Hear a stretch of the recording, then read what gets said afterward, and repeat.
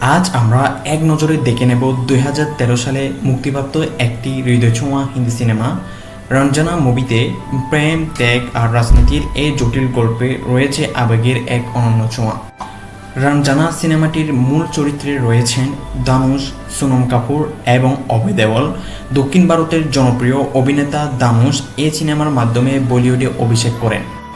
গল্প শুরু হয় বারাণসীতে, একটি রঙিন শহর যেখানে কুন্দন নামে এক ছেলের আমরা দেখি ছোটবেলা থেকে এক মেয়ের পেছনে ঘুরতে। সে মেয়েটির নাম জয়া, কিন্তু এই প্রেম শুধু একতরফা নয়, বরং এক চিরন্তর অনুভবের প্রতিচ্ছবি। বড় হয়ে জয়া চলে যায় দিল্লিতে পড়াশোনার জন্য। ওদিকে কুন্দনের প্রেম শুধুই বেড়ে চলে।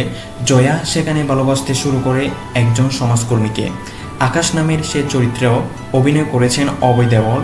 কুন্দনের ভালোবাসা ধীরে ধীরে পরিণত হয় আত্মত্যাগে। এই সিনেমায় শুধু প্রেমের গল্প নেই, আছে ধর্ম, রাজনীতি, সমাজ আর আত্মপরিচয়ের চমৎকার মিশেল।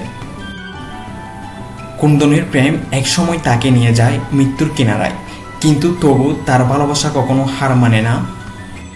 এছাড়াও সিনেমার মিউজিক কম্পোজ করেছেন আর রহমান। প্রতিটি গানই যেন একটি অনুভবের সুর। তুম তাক বেনারসিয়া আর তু মুন শ্রুতি সবকিছুই দর্শকের মনে আলাদা দাগ কেটে গেছে। রঞ্জনা সিনেমায় শুধু একটা প্রেমের গল্প নয়, বরং ভালোবাসা মানে কি তা বুঝিয়ে দেয়।